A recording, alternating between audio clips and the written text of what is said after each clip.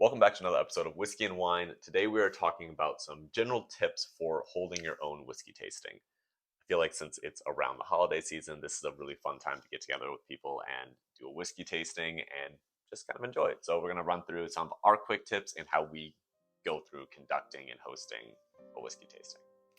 So let's go.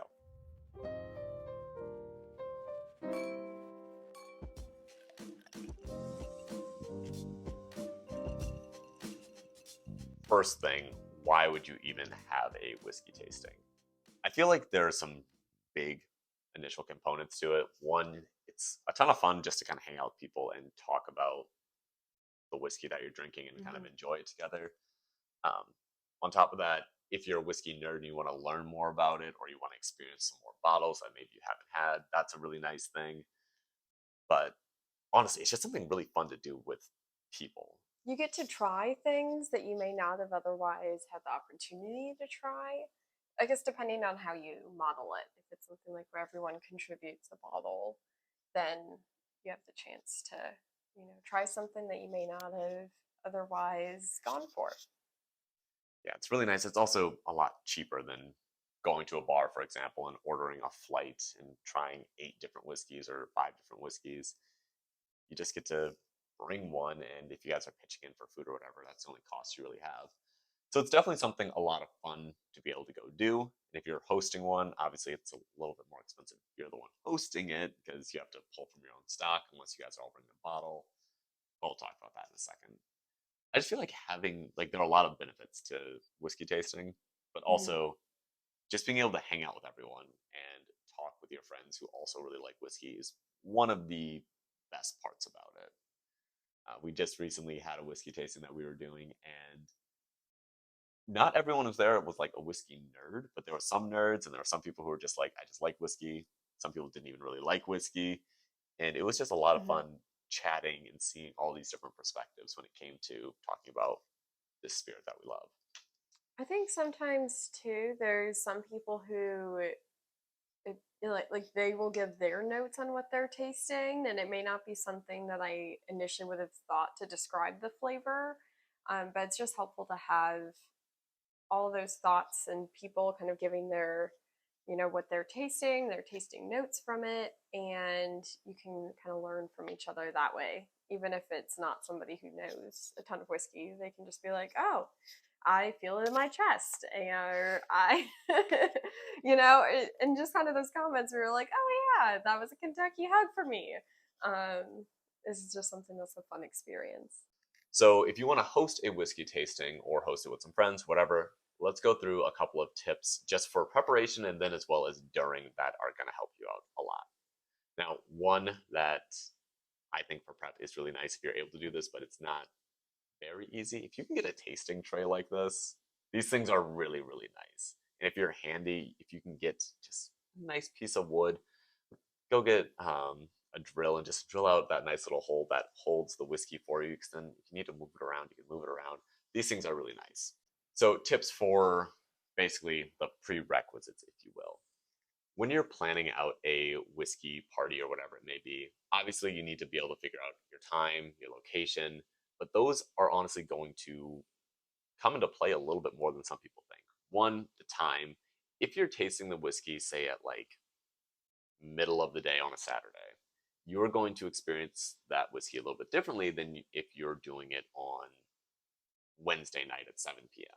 when you're stressed about work, you have to get up in the morning, all these different things. So make sure you have a good time for everyone. And the last one is going to be figuring out your theme. This is going to be a little bit more helpful for someone who doesn't, I guess, know a lot about whiskey. So if you have just like a group of friends you're getting together for the holidays, you should really decide your theme. Because if you walk in and I'm like, hey, we're doing a Scotch themed whiskey tasting, and you brought bourbon, well, that's not going to go super well. Like if there's no theme, that can be a theme, True. but if people are expecting bourbon and then you roll out with the peatiest, scotch that you can find, it might just take people by surprise and it may not be the crowd that appreciates what you're bringing. So, to some extent, the theme is that there is no theme, that's okay. But then just knowing that what everyone's bringing could be, you know, hugely different because there are so many different options out there. Versus if you narrow it to like, just bourbon or I don't know. But also at the tasting we did, there were some options that were finished, and it was kind of fun It having those in the was. mix too. If you're too narrow on the theme, then maybe you almost could lose out of just being able to taste the different things. So I actually enjoyed that there were three bobbles that were different finishes. And I think after we tasted, some of the, kind of just more solid, like this is very solid bourbon or solid whiskey, then ending with the finished ones was kind of an exciting of like, oh, yeah, this is kind of where I get this note at the end and something a little different. A couple of other things that are going to be really good to have at your whiskey tasting is going to be water. Like have water there to drink, but then also you can dilute any of the high proof stuff that you have. If it's going to be too aggressive for some people, it's nice to be able to proof it down a little bit. Or ice. Or Some ice, people, yeah. again, everyone likes their whiskeys differently. Some people are ice people. Some people probably would almost even like a sweetener with it if they're more of a cocktail drinker who's going to a bourbon tasting. I think it really just depends on what type of people you have who are coming. If this is a group of people who always drink their whiskey neat, then you probably don't need to worry about as many of the other things. That's fair. But if it is a group of people who are newer to whiskey or don't necessarily have any experience of drinking whiskey, then incorporating some of those things to make it more approachable to their palate probably could be helpful. So ice, sugar, simple syrup, dropper, water dropper to dilute it down. Another good thing to have is going to be just like something to kind of cleanse your nose a little bit. So coffee beans, if you've seen the other videos where Heather and I are doing tastings, we usually have coffee beans sitting on the table so we can smell that. Because sometimes you'll smell something and that's all you can smell then. You need something to refresh yourself. Last little prereq, make sure you have food beforehand. Do not do a whiskey tasting on an empty stomach. It will not go well. Following that, make sure people have safe transportation, Yeah. whether that's a DD in a group or. Now, when it comes to doing the actual tasting, I have a short video over on Instagram or TikTok where I really explain, okay, you want to like look for this, smell this, do this. Go check that out if you want to see those nerdy details. But as far as just doing this tasting as a group, all you really need to do is pour the whiskey, kind of go through each one slowly, talk about it. If you're having issues talking about it, you want to make sure you have something like this. This is not the one that you want. This is actually my wine tasting wheel. But they make aroma wheels, tasting wheels for whiskey that are really useful. I know you really like having that. Mm-hmm.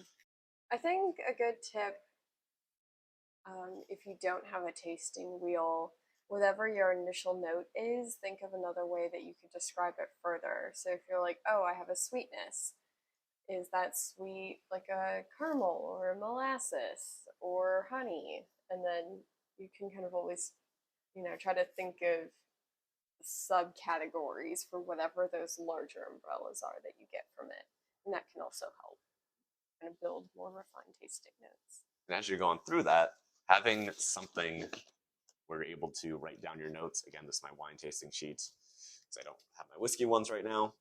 But having something where you can write down all of your notes so you don't forget, because it's very easy to forget all of the smells, the scents, where you're ranking things. If you're doing anything from just 3 whiskeys up to 8, 10, whatever you guys decide you're doing, it's very easy to forget. So having something that you can write down and discuss further is going to be very beneficial.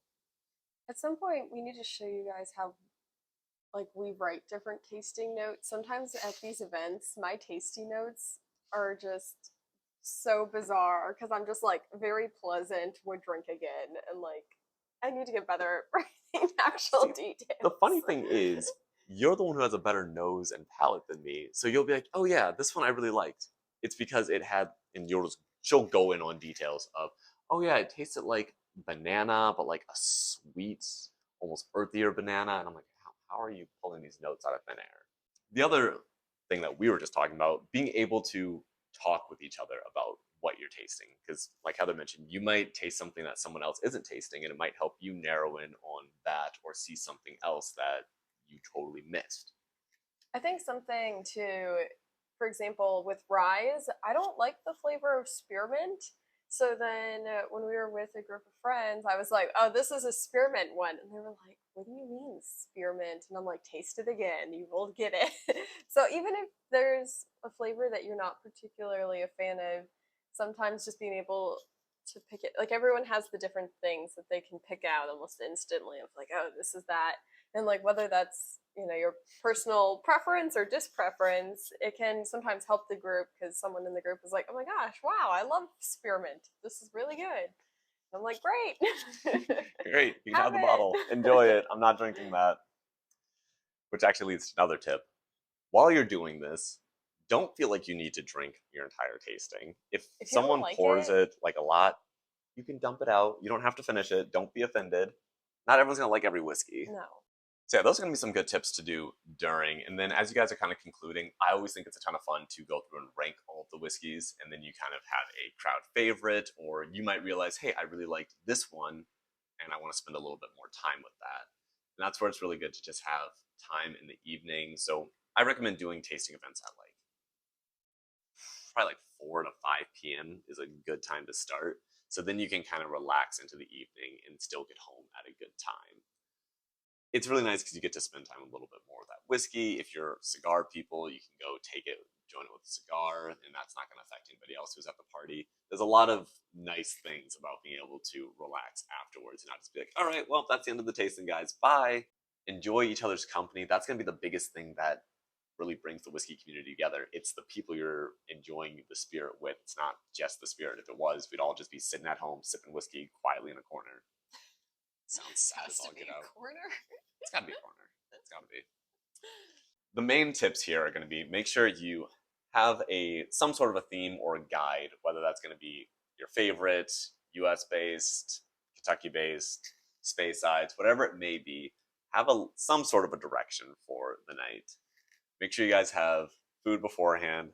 Bring some palate cleansers, whether that's gonna be water or I lost the word. Simple syrup. Not the cleanse. No, for the Water? cleanser. The coffee. Coffee beans. Having some coffee beans, as well as just being able to openly chat about all the whiskey with each other, have the tasting wheel, have a notepad, and be ready to relax and have a good time with each other. Anyways, I hope that helps you out. I hope you have a whiskey tasting this holiday season. Happy holidays. Cheers, guys. Cheers.